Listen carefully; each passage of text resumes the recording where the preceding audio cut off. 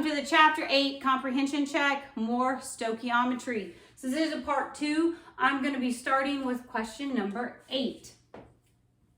Question number 8 is more stoichiometry with empirical formulas. So it tells me 100 grams of an unknown substance containing only hydrogen and carbon. So I'm starting with 100 grams of this substance. I don't know what it is, so I don't know if there's a 1 here, or a 2, or a 3, or what these ratios are to make its empirical formula. That is what I'm trying to find. It's telling me it is burned in a complete combustion reaction. And I hope you remember a complete combustion reaction burns in the presence of oxygen, and it produces the only 2 products in a complete combustion reaction are carbon dioxide and water. So I'm producing 313.7 grams of carbon dioxide and 128.4 grams of water. And basically, I am looking for these 2 numbers. This is really confusing. But if we'll take what we do know, we're given 2 little pieces of information here, which is in grams. But really, to figure out here, I have to know moles. If I can figure out how many carbons are here, right? Is it 1 mole of carbon dioxide? Is it 2, 3, 4? That'll tell me how many carbons I had to start with. So I need to calculate how many moles of carbon I'm producing. You should be pretty good at going from grams to moles at this point. So the molar mass of carbon dioxide is 44.01. I get that from adding up a carbon and 12.01 and 2 oxygens, each of 16 grams. So when you multiply, grams is going to be canceling out, and so you're going to take 313.7 and we're going to divide it by 44.01. All right, so I get 7.128 moles of CO2. No, that is not a nice round number, but we're just going to work with it. So the next part that I can convert to moles is this water. So I'm going to start with this and first figure out how many moles of water do I have. Starting with 128.4 grams. Once again, we're going to go grams to moles.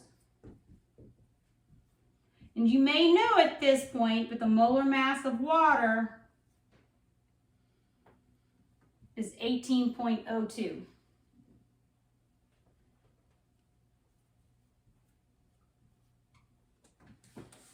So when you take 128 and grams cancels out and you divide it by 18.02, you get 7.125 moles of water. Now, in water, I have to remind myself that there's twice as many hydrogens as there are oxygen. So if in this, if I have 7.125, let's say I have 7.125, which is a really weird number to say, actually, atoms of water. In that 7 atoms of water, I actually have 14 hydrogens. So in that 7.125 moles of water, this actually produces 14 moles of hydrogen.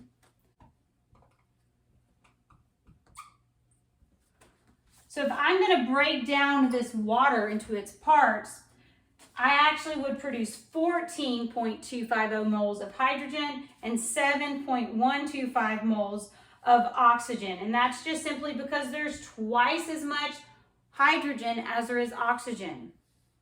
Now, with those moles, can I try to come up with the empirical formula here for carbon and hydrogen? I don't actually need to know the oxygen, okay? So the numbers that I need to know that I'm working with here is this 7.128 moles of CO2, which I meant to calculate moles of carbon when I did it earlier, so let's figure this out. So if I have like 7, it's easier for me to think of as atoms. If I have 7 atoms of carbon dioxide, in that I actually have 7 carbon atoms. So if I have 7.128 moles of carbon dioxide, I have this many carbon atoms. So these are the numbers that we're going to be using because it involves, it's the ratio of carbon and hydrogen, and that's what I'm looking for up here. Now, if you look at these two numbers, basically it's telling me that there's twice as many hydrogens as there are carbons. So there's a 1 carbon and a 2 at the hydrogen. Now, I wrote it this way because in the text it said hydrocarbon, but the technical way that you're going to see this written is they're going to switch it, and so it would be CH2. But if you have the other way, it's fine too. That one is really hard. Question number 9 is similar to question number 8. They do throw a little trickery in there with it. And so you just have to pay super close attention to details as you work through these. But question number 9 tells me I have 100 grams of some unknown compound. I'll go through that in just a minute. And it is being burned. This is another complete combustion. So I'm combined like oxygen, and it's going to be producing carbon dioxide and water. That's that complete combustion reaction. This one does not tell me that this substance is a hydrocarbon. It doesn't give me anything to know about this compound. So I have to do a few deducing skills and go, okay, in my products, I only have carbon, oxygen, and hydrogen. So the only thing that this can combine is going to be carbon, oxygen, and hydrogens.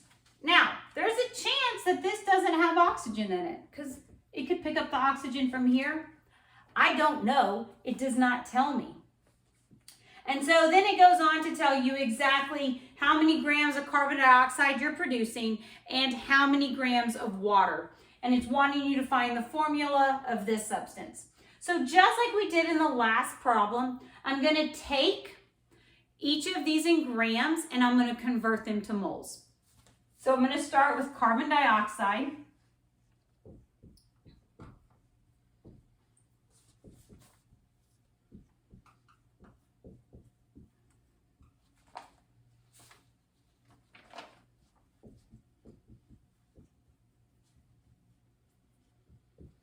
So to do carbon dioxide from grams to moles, I have 149.1 grams, and I know the molar mass from the periodic table is 44.01. That comes from adding up a carbon, which is 12.01, and 2 oxygens, each of which are 16 grams per mole. So 12.01 plus 16 plus 16.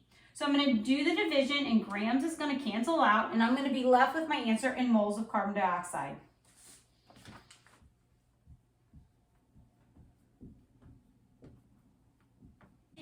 I get 3.388 moles of carbon dioxide. Something to note is that in every one of these moles, there's 1 mole of carbon. So this is also 3.388. It's how many moles of carbon I have.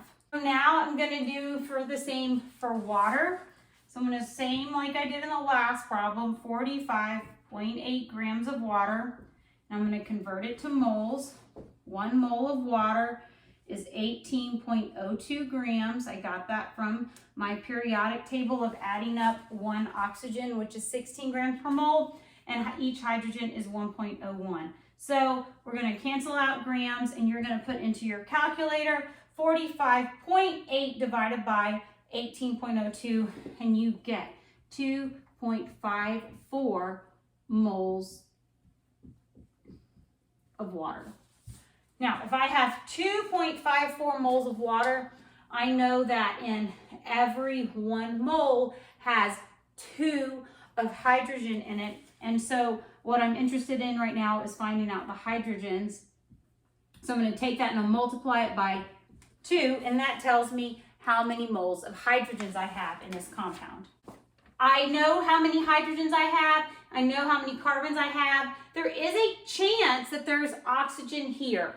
It's very hard for me to try to calculate that because I have oxygen up here and I have oxygen down here. So one of the things that I'm going to do is I'm going to kind of just add an extra step. If I convert this to grams and I convert this to grams, I can see if it adds up to 100 because that's what I'm trying to get to. So let's convert this to grams. So I'm going to put moles on the bottom, grams on the top. 1 mole of carbon is simply 12.01 grams. Moles is going to cancel out, and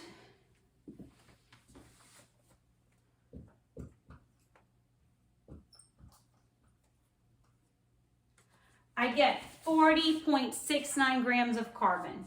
That's how much is in here, 40.69 grams of carbon. So let's see about the hydrogen. I have 5.08 moles of hydrogen, grams on the top this time, so it cancels out. Moles on the bottom, or sorry, grams on the top, it's a little bit different. Moles is going to be on the bottom, so moles cancels out. And hydrogens, they are very lightweight. They have a molar mass of 1.01. So you're going to take 5.08 and you're going to multiply it by 1.01. I know that I have in this compound 40 grams of carbon and 5 grams of hydrogen. But that does not add up to 100. So what do you think the rest of the mass is?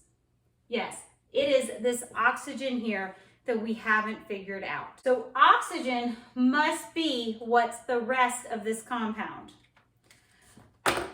Now, to figure out how much of it's oxygen, I've got 100 grams. I'm going to take away the 40.69 from the carbon and the 5.13 from the hydrogen. And that's going to tell me how many grams of oxygen I even have. And I have a total of 54.18 grams of oxygen. Now, grams isn't really helping us for writing formulas because we can't write formulas in grams. We can write formulas in moles though. And so to write this into moles, put moles on the top, grams on the bottom, so that grams cancel out. 1 mole of oxygen is 16 grams. So you're going to say 54.18 divided by 16.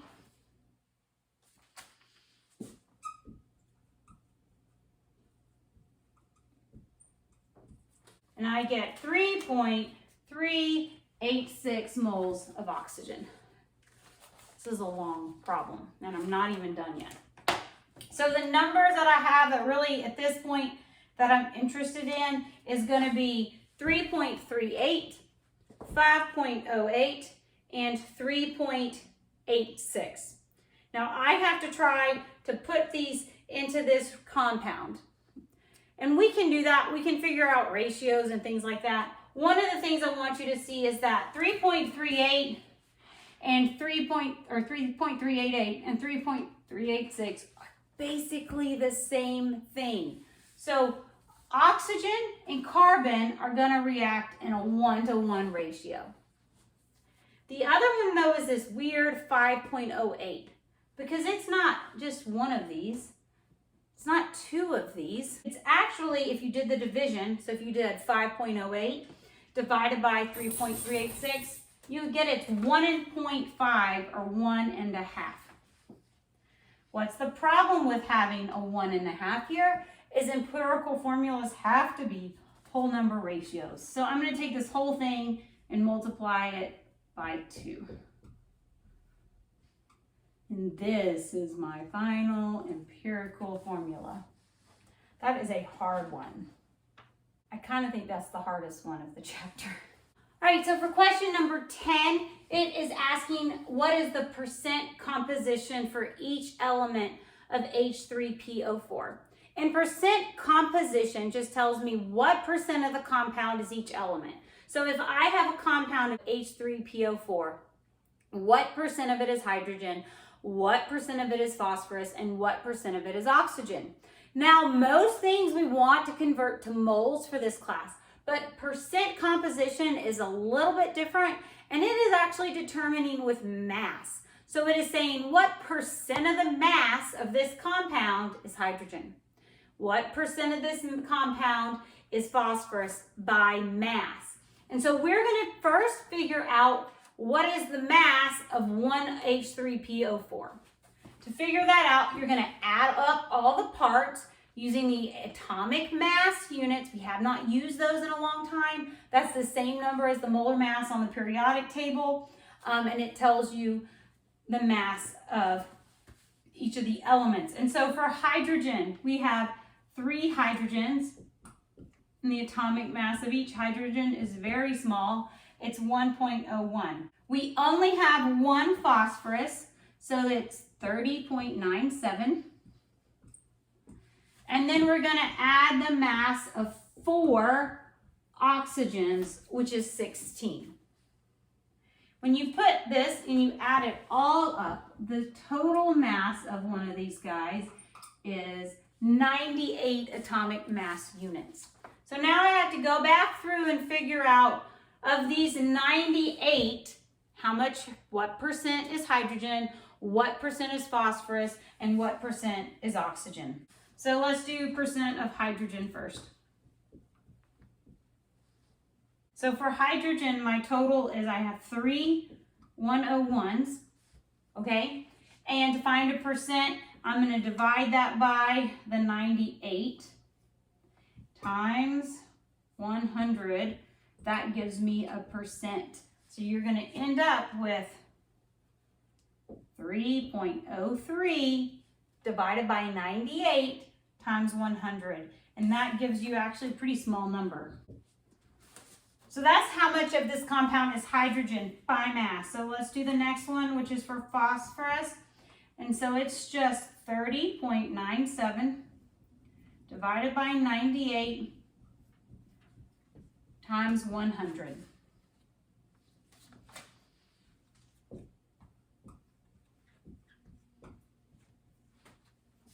And the last is going to be done the exact same way, and that's for oxygen. So the 4 times 16, 4 16s is 64. So 64 divided by 98 times 100.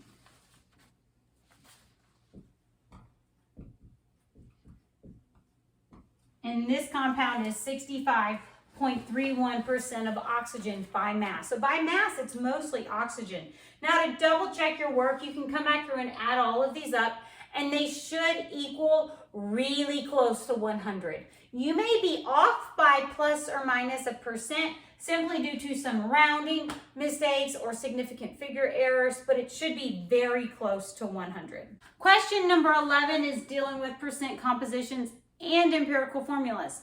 It tells me I have an unknown substance, that is 62.2% iron, 35.6% oxygen, and 2.2% hydrogen. It wants me to figure out it's an empirical formula. Now, if you'll remember, these are percents by mass, and empirical formulas are in moles, so you know you're going to have to do some conversions there. One of the easiest ways to do these is to assume you have 100 grams total of the sample. Like these all add up to be 100%. So if I say that I have 100 grams, this would be this many grams of iron instead of just percents.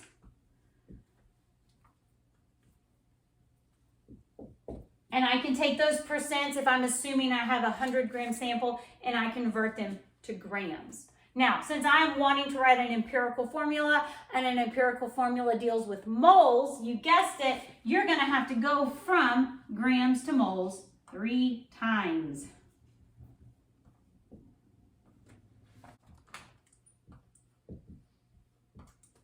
And the molar mass of iron from the periodic table is 55.85. So you're going to say 62.2 grams. Grams goes on the bottom to cancel out, and you're going to end up with your answer in moles, and we get 1.11 moles of iron. Now we're going to do that again for oxygen.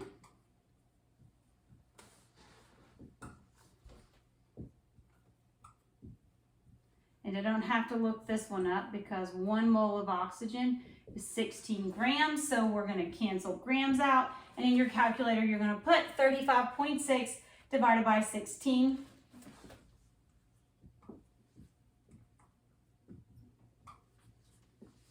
And the last thing that we're going to be doing is we're going to be doing it for hydrogen. 2.2 grams of hydrogen. Put grams on the bottom and moles on the top. There is 1.01 grams per mole of hydrogen. Sorry if I'm going through these really fast. I feel like I do these all the time. Grams cancels out, and you're going to say 2.2 divided by 1.01, and it's going to essentially equal 2.2 moles of hydrogen. So now we know how many moles of iron we have, how many moles of oxygen and how many moles of hydrogen, we can start to write this compound. So this compound is going to be iron, oxygen, and hydrogen. Now, if you look at these numbers, I have a 1, basically a double of that, and a double. So it reacts as a 1 of iron to 2 to 2. I hope you can kind of see that. Those are the ratios. And that would be the empirical formula of this compound. Question number 12 and on through 14 involves the polyatomic ions. You're going to be very new to these. And poly meaning many, and atomic atoms, and they make up an ion. So what these are is they are many atoms combined to make an ion. They stay together throughout the reaction. They're actually covalently bonded within themselves, and I'll show you one. So a very common one that you have is SO4. SO4 actually has a total charge on the whole thing of 2 negative. Now, if you'll notice within this ion, I'm calling it an ion, usually ionic bonds have a metal and a non-metal, but there's not. These are both non-metals. And so these actually make a covalent bond themselves, which is a very strong bond. But they do make a 2 negative charge, and so they're going to react with a metal. All but one of the polyatomic ions we talk about in this class has a negative charge and acts as an anion. There is one in the book that you will look at that is a cation. Now, these are super annoying to people because this is something that you simply have to sit down and memorize. I know, that's awful to have to do. I know I just said there was only, I just looked, there's actually 2 that make positive ions, and the rest that the book gives you are negative. The book gives you 12. I believe I asked my students to memorize the bolded ones that are 7. There's actually over 100 of these that exist, and so we're just asking you to memorize 7 very common ones. And the reason that you need to know these is these are going to come back from now and through the rest of the chapter. I'm going to expect you to see SO4 2-, and in your head know that that has a name and it has a charge of 2-. So now the question for 12 asks you to name this. And so using our new knowledge of polyatomic ions, it's potassium, and this is called a sulfate. Now, since I have a metal and a non-metal, or the polyatomic ions, which is all non-metals over here, this is an ionic compound, and this ionic compound, since potassium is in a group 1 metal, it's not a transition metal, so I don't have to put the charge in parentheses, and if you'll remember ionics, so I don't have to say dipotassium, that's only if it's covalent. So you're going to need to remember that this is called a sulfate, and it has a charge of 2-. There's a whole list of these in the text that you're going to be responsible for. But what I want you to realize is that within the ion is a covalent bond, but it forms ionic bonds. Question number 13 asks us to find the formula of aluminum carbonate. And then it asks us how many oxygen atoms are in, and it says the empirical formula. So I have aluminum. You've gone to where I've taught, it's aluminium, and carbonate. And carbonate is on your polyatomic ion list in your textbook. The charge on carbonate is 2-. Now, if you'll remember from aluminum, we have a charge of 3+. So as we write this, it is an ionic compound, and so you're responsible for making sure its charges are balanced out. And so if this aluminum is giving away 3 electrons, but this carbonate can only accept 2, I have to balance those out. So I can still do the crisscross method that we've done before, but I'm going to use some parentheses here. So if this CO3 is 1 group, I'm going to crisscross this 3 down here and this 2 down here. So 2 aluminums, if they each are giving away 3, they're giving away a total of 6 electrons.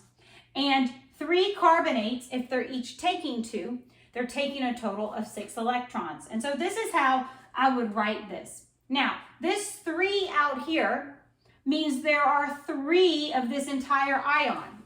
Each ion has 3 oxygens. So the question asks me how many oxygens are in this.